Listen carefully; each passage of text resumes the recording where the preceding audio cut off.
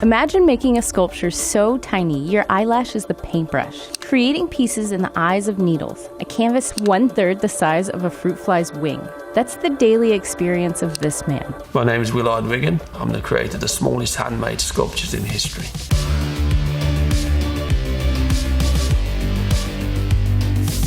This is more complicated than any microsurgery. I don't care what anybody says. You have to have a more stable hand than any surgeon to do this work.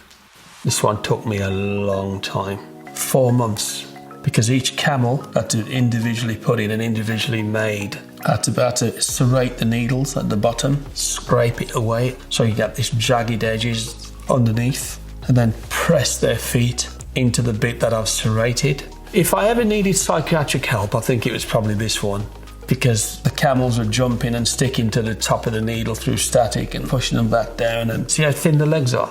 How did I make those legs without them falling off? That was one of the hardest things I've ever done. In truth, every piece is impossibly difficult because they're susceptible to the slightest of disturbances. I was making Alice in Wonderland, and when I make my sculptures, I normally lift them and put them into position. So when Alice was made, I lifted Alice like that to sit in the chair behind the table. And my mobile phone went off, and I went, "Who's that?" And as I breathed in, I inhaled Alice, gone somewhere in my cavities somewhere. But it was a blessing in disguise because I made another Alice, which was better than the first one. These tiny marvels require a steady hand, but also a steady mind, prepared to weather the microcosmic elements. Before I start work, I do breathing exercises. I can feel my heart pumping away. I can feel myself being really steady. I can feel it. And once I get closer to the microscope, I can hold my fingers together. I can feel the pulse in my finger, and I can feel when it stops. And then I work between the pulse beat. That's what I do. When I'm working, I am in a state of, I have to do this right. And it tires me out because I may do 16 hours, 17 hours, or even longer sometimes. It's impossible to enjoy it because nobody enjoys holding their breath. The first step, I have to cut out a rough shape of what I'm about to create. And then once I've cut out that rough shape, I'll go back and I'll have a look at it. But I've got to turn that rough shape into what I want it to look like. And that is a bit where little problems can occur. I would say 20% I get rid of, 80% makes its completion. Sometimes I'll make something up in my head and then it doesn't quite turn out right. 2 weeks into it, I'll pick it up and say, I don't like that. And I'll throw it away. To carefully make something so incredibly small, Willard needs his own specialized tools. This one here is a hypodermic needle, very fine needle, one of the finest you can get. And what I've done, I've cut the needle off, shorten it. And what I do when I'm doing a sculpture, if I was carving an animal or something like that, I'd put a piece of material into the hole of the needle, then manipulate it around and slice and separate the material that I'm carving, like peeling a carrot almost. This second one here, it's got a little blade. It's like an engraving tool, very hard steel. The third one, it's like a hook, and it's twirled at the end. And that hook enables me to manipulate and move and twist things around.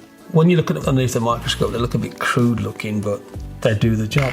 This one here is a paintbrush. My eyelash is stuck on the end of that, so that's pretty simple.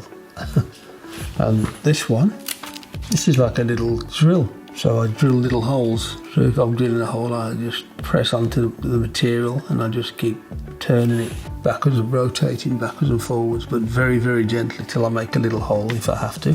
This one is like a claw. And what it does, it grabs things. I can hold things with it and it can pick things up. It's got this little end on it that can grab. You can't buy these tools. It's impossible. You have to make them yourself. With these small implements, the scope of work Willard can do is truly staggering. This one here is the smallest sculpture any human being has ever made by hand. This is a little baby inside a hair. So when I find hair on my face here, which you can't see, when I shaved it, I went like this, and in between my fingerprint was the finest piece of hair. And then what I did, I drilled a hole into the hair. And then the baby was made from a floating fibre. So when the sunlight comes through the window, you see those little fibres floating. I caught one of those, I had to make a tool so sharp to cut it, so I smashed up a diamond into little bits, and it's one of them that I used to slice the shape of the baby. This one took me 3 months to get it right because it kept going wrong all the time. I call this one the beginning. Willard's beginnings were not easy. His talents developing while facing challenges in the classroom before autism was diagnosed in schools.